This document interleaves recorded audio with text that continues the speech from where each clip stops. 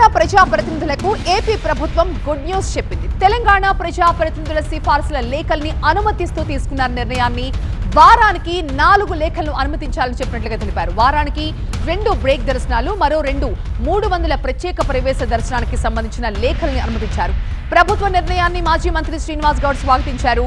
AP ప్రజాప్రతినిధులతో సమానంగా తెలంగాణ ప్రజాప్రతినిధుల లేఖలు కూడా అనుమతించాలని కోరారు. తిరుమలలో తానేమీ తప్పుగా మాట్లాడలేదంటున్నారు మాజీ మంత్రి శ్రీనివాస్ గౌడ్. తెలంగాణ భక్తుల మనోభావాల్ని మాత్రమే తాను వ్యక్తపరిచాను అన్నారు. ఆ రోజు నేను వివాదమే మాట్లాడలేదు. చాలా అనుభవజ్ఞుడు చంద్రబాబు నాయుడు గారు రాష్ట్రం విడిపోయిన తర్వాత ఇబ్బంది లేకుండా ఫస్ట్ టర్మ్లో ఆయనే చేసిండు, సెకండ్ టర్మ్లో కొనసాగించిండు. సెకండ్ టర్మ్లో కొంతమంది అధికారులు కొంత ఇబ్బందులు చేసిండు సెకండ్ టర్మ్ అయినప్పుడు. అప్పుడు కూడా మాట్లాడి నేను సరి చేసుకోవాలని. ఆ రోజు ఆ ప్రభుత్వాలు వినలేదు. ఇప్పుడు మళ్ళీ చంద్రబాబు నాయుడు గారు వచ్చారు కదా, నిర్ణయం తీసుకున్నందుకు ముఖ్యమంత్రి చంద్రబాబు నాయుడు గారు కానీ బీఆర్ నాయుడు గారు చైర్మన్ గారు వారి కృతజ్ఞతలు.